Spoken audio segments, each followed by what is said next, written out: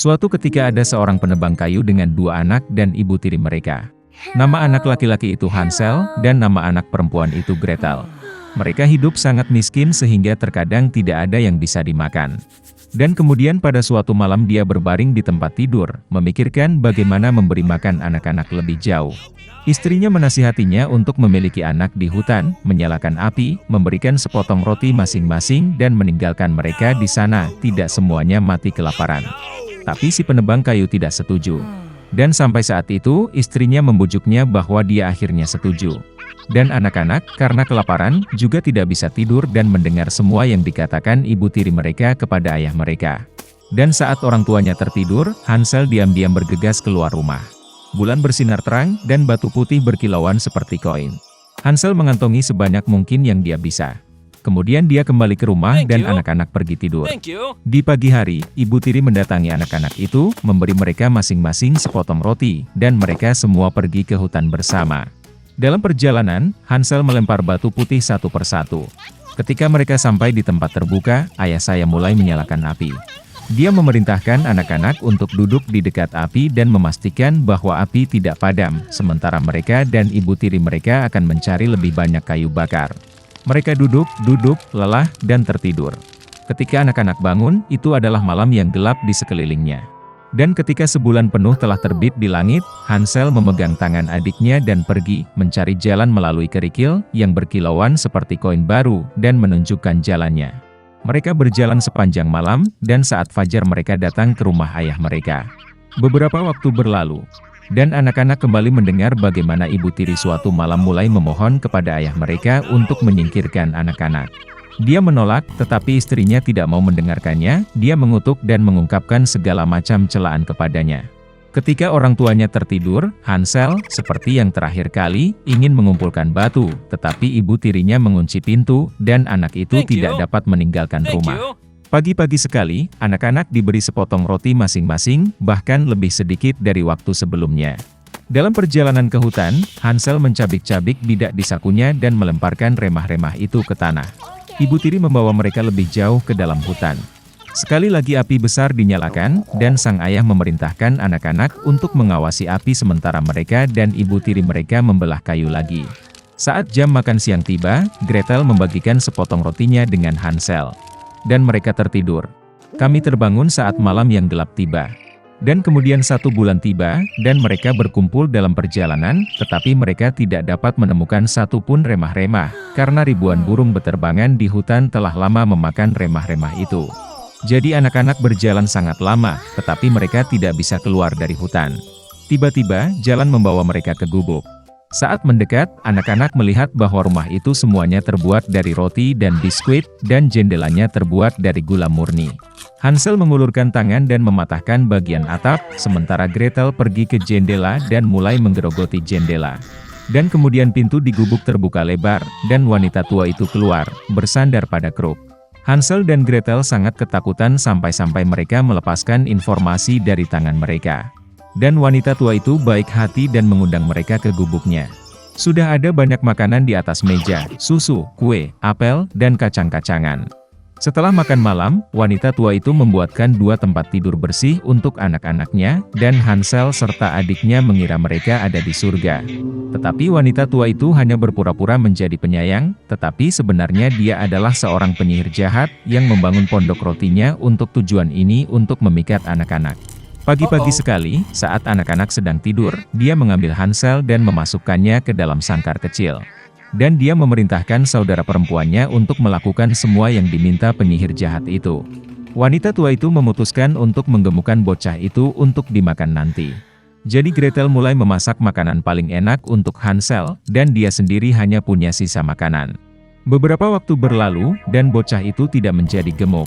Kemudian wanita tua itu tidak mau menunggu lebih lama lagi, dan memutuskan untuk memasak dan memakan Hansel.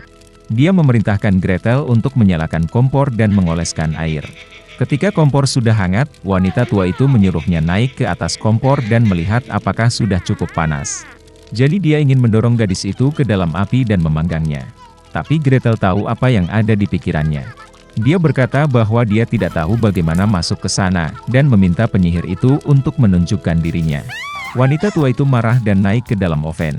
Kemudian Gretel mendorongnya dan membanting penutup di belakang penyihir itu. Wow, betapa mengerikan wanita tua itu melolong. Gretel sementara itu bergegas ke Hansel dan membuka kandangnya.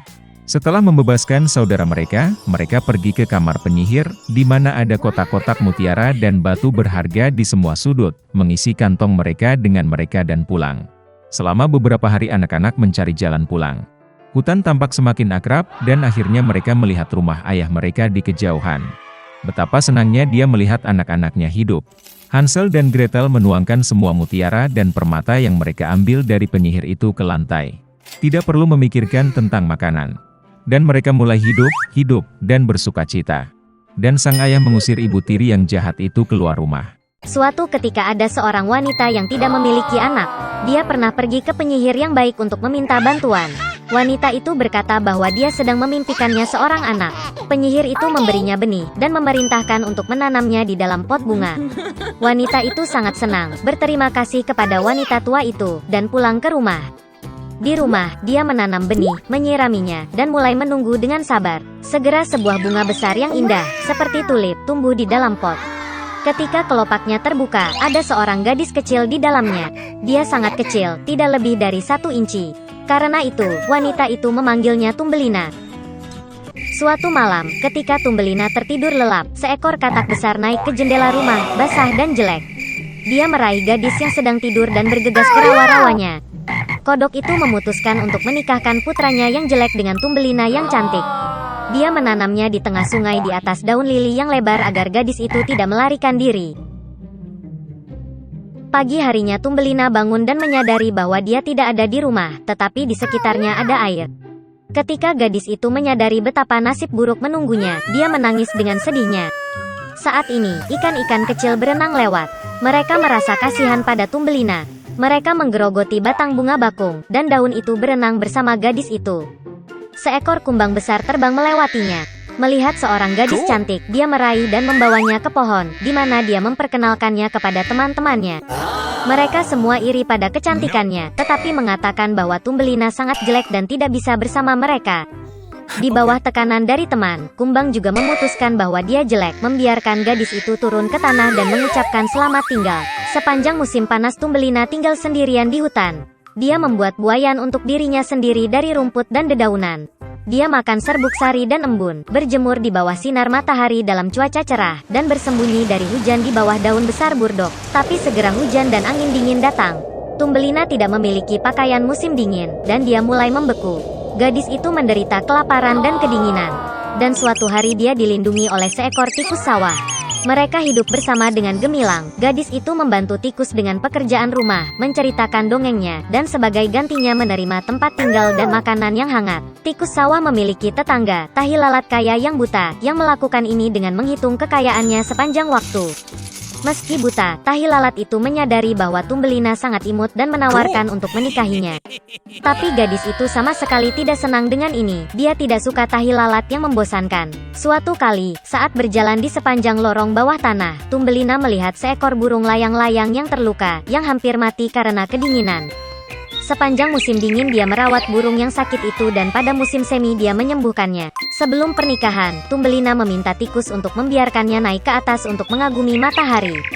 Ketika dia keluar dari lubang tikus, dia melihat seekor burung layang-layang yang dia sembuhkan. Thumbelina mengeluh kepada burung itu bahwa dia dipaksa menikah dengan tikus tanah yang jahat dan tinggal bersamanya jauh di bawah tanah. Burung layang-layang itu mengundang gadis itu untuk terbang bersamanya ke negeri yang hangat, dan dia setuju. Dia segera mengucapkan selamat tinggal kepada tikus, naik ke burung layang-layang, dan mereka terbang pergi. Suatu ketika di negara yang indah, Thumbelina melihat padang rumput yang luas dengan bunga-bunga indah. Dia memilih bunga terindah untuk ditinggali. Tiba-tiba, dia melihat di bunga itu pria kecil yang sama seperti dia, hanya bersayap. Itu adalah raja para elf, dan peri tinggal di setiap bunga. Peri cantik belum pernah melihat gadis sekecil dirinya, dan bahkan begitu cantik. Dia segera jatuh cinta pada Thumbelina, dan mengundangnya untuk menjadi istrinya, Ratu Elf dan Ratu Bunga. Setelah semua petualangannya, gadis itu senang mendengar tawaran seperti itu dari pangeran yang menawan. Dia dengan senang hati setuju. Peri itu meraih tangan Thumbelina, dan pada saat yang sama dua sayap muncul di belakangnya. Sekarang dia telah menjadi Ratu Elf. Dan sejak itu mereka hidup bahagia selamanya.